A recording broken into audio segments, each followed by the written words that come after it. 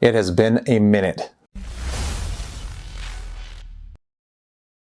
What's up guys, Andrew here on my channel GearedInc, where I get to share what I'm passionate about with you. And on my channel, that's PC tech, games, and gear. And holy crap, if you're wondering, where have I been? Why have I been making content? I'm gonna go over that at the end of this video. But if you clicked on this thumbnail, you're probably not wanting to hear my personal update, unless you wanna stick around for it. And we're gonna talk about the topic of today's video, why AMD weirdly refuses to sell their best product, specifically APUs. Now, the reason I'm talking about this right now is obviously we are in a GPU crisis. It's no secret that GPU prices have been exorbitant if you want to buy from a scalper, or if you want to buy MSRP, good luck, because even the cost on that has gone up, if you could even get any of the GPUs that are out there. One of the solutions to this is buying what's called an APU. And for you guys who don't know what an APU is, it's simply a CPU that has some onboard graphics that are a little bit more robust that allow you to, with some compromises, play most games at either lower resolutions or settings, but it's an entry point. And right now, where you can't get a GPU, it's actually a great strategy to buy a CPU, or in this case, APU, that you can play games on, and then at some time in the future, when you can actually get your hands on the GPU, slap it in there. Now, for AMD, they've always done their recent APUs slightly weirdly, as far as typically you've got some Vega onboard graphics, but the architecture of this APU is actually from the last generation. So even if it's like a 3400G, that's not Ryzen 3000, that's the Ryzen 2600 series or 2000 series, you know, whatever the naming.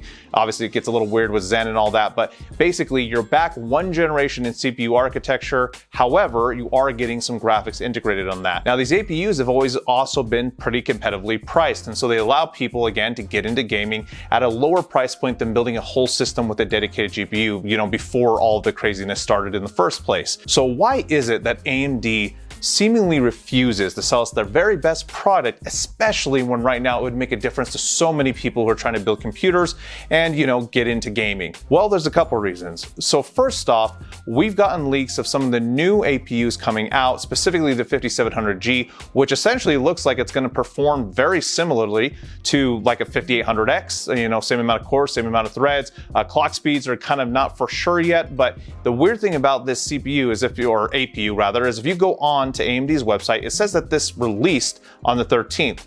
Now, they have kept this whole line of APUs constrained to what are called OEMs. These are pre-built companies like HP, Dell, Lenovo, etc. Why this is a problem is because as a consumer, if you want to build a computer or build around, you know, one of these APUs, buying one of these HP or Lenovo desktops is really hard to do, not necessarily due to availability, but simply due to your upgrade path. Most of these computers, while they come in at a very attractive price point, have proprietary power supplies and motherboards among some other hardware that make them very difficult to update, or add a GPU down the line. So you will get stuck in a situation where maybe you buy one of these things for $400, $500, and then you're not able to upgrade it because there's simply no means to, without replacing 80% of the computer anyway. In terms of these new APUs that AMD is coming out, they're unique in that it's the first APU generation from Ryzen that's on the current architecture for CPUs. So what that means is essentially, if you want the performance of like a 5600X or a 5800 or 5900X,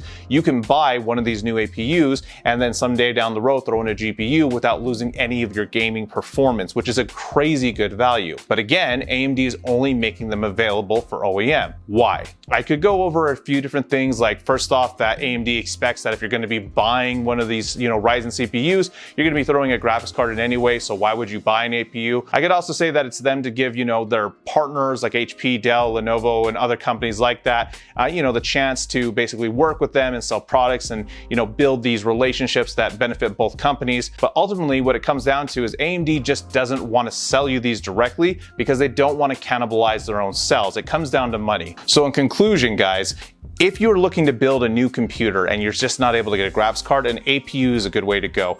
I don't assume that any of the new APUs like the 5600 or 5700 or even, you know, like 5400 necessarily are going to be available for direct purchase. Most of these, I believe, are going to be OEM only. However, if you're lucky enough to get maybe a single one off of eBay, you know, some guy pulled it out of his system or whatever, it's a great entry-level option for somebody who's trying to get into gaming right now without having access to any GPUs, because at least with these new APUs. They are on the current generation architecture, so you're getting the same amount of performance. It's not one architecture back, and you're able to get into gaming at a much lower price point, you know, assuming that you can actually get one. I hope you enjoyed this video. It feels good. This is the first one in my new studio, and obviously this background will continue to change because this is kind of a temporary setup. If you guys want to stick around, I want to tell you a little bit about what's going on the channel. So basically, about a year ago, me and my wife sold our townhouse because we needed a home for our son who has some special needs. So that was the biggest motivation for making that, you know, transition. But obviously for my channel, it meant that I had to give up a lot of time. Transitionary selling and buying a home is a lot of work. And so I had to take time away from that to obviously make sure that my family and everything was being taken care of.